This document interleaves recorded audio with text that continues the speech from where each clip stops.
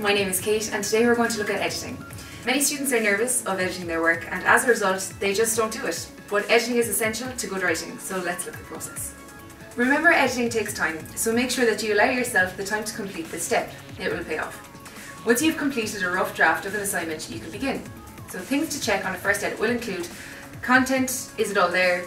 Check that you have fully answered the question and allotted enough time to space out each part, and you can add more material by developing the ideas. A great way to do this is using critical questions. For example, who said this?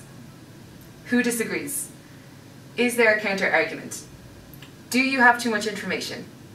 Could you subtract information by checking that everything is relevant to the argument?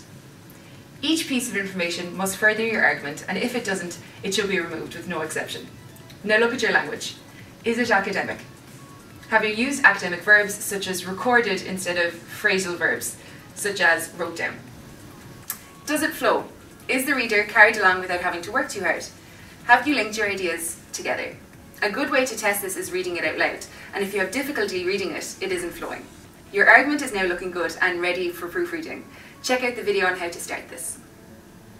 So to recap, the idea of editing can be overwhelming, so much so that some students just avoid it. This is a big mistake. A little editing can make a huge difference to the end product.